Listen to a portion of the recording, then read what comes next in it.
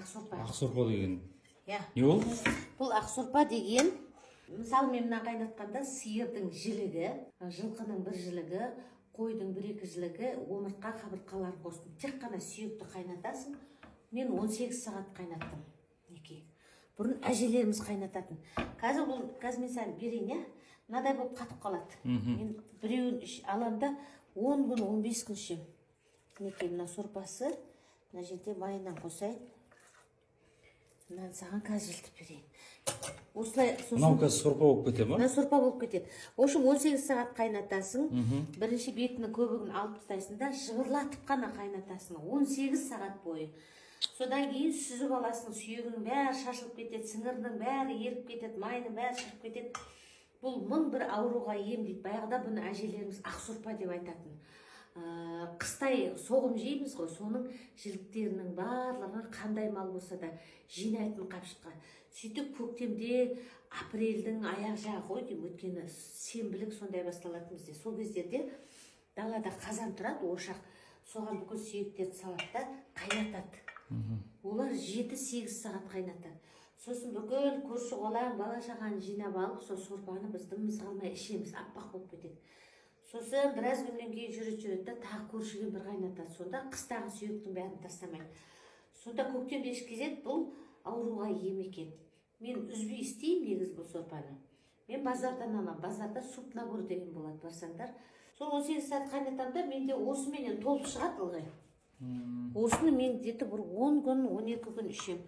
Бірақ екінші рет мынадай болып қатып қалады ғой. Холодильнигің жақсы болса, қатыратын болса, морозилке салып керек жоқ. Екінші рет ысытқан кезде қайнатпайсың, қайнатуға дейін ғана жеткізесің. Қайнатуға болмайды. Сол үшін осылай қарап тұрасың. Жібітеміз ғой үшін. Иә, ыстасын. Ыстып. Қаста ыстып қана. Бұл буын ауруға күшті. Бірінші, екінші, үшкен күні алғашқы ішкендер сөйтіп айтады, менен бұрыннан ішіп жүрмін, ішіміз жүрді деп айтады. Яғни запорға да жақсы деген сөз. Ішкі құрылысқа, бұның ішінде цинк де бар, бұның ішінде кальций де бар, D-трин де бар.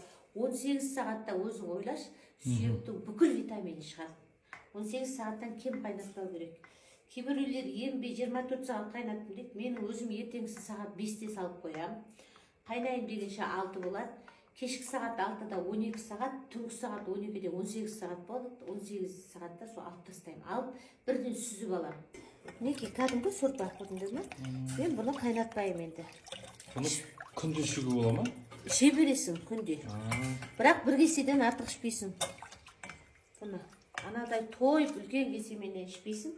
Бір кесе жеткілікті. Яғни сенің коллагенің де керек емес, ештеңе де керек емес.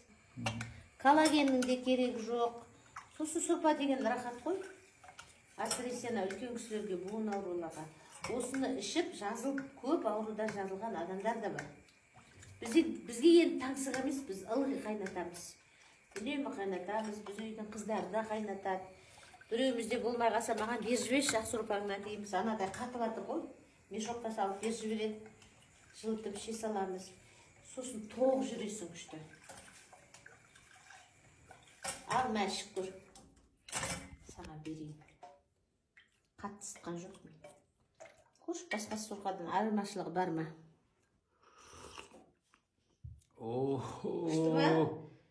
Как раз тамағым ауырып тұрады. Рахаттанып ішем ғой мен. Осын бір 6-7 күн бір жаққа шығып кетем ғой. Осы сорпаны іздеймін ғой. Ерінбеңіздер, қыздар, келіншектер. Базарға барсаңдар, мен кейде 500 теңгеден алам, кейде 700 теңгеден алам. Жаңа еті жоқ жіліктерді. Апарсаң. Алып қайнасаң да, көп қылып қайнасаң тіптен жақсы. Тұзын қатты салмаңдар. Ол тұра береді. Кейбіреулер кішкентай қылып контейнерге салып, я мешокқа салып аузын болады да, морозилкаға қатырып тастайды. Оны артынан қалай жібітеді дейсің? Мынадай ыдысқа суды қайнатады да, қайнаған суға мешогымен салып қояды. Өзі ып-ыстық болып ереді. Сөз тез жібереді де кесеге құйып. Осы мінеке, мынадай кесеменен бір кесе жеткілікті. Үйдегі аталарға, әжелерге, мама-папаларына берсеңдер керемет енді. Аяғым ауырып жар, қақсап дейді ғой. Күшті әсер етеді.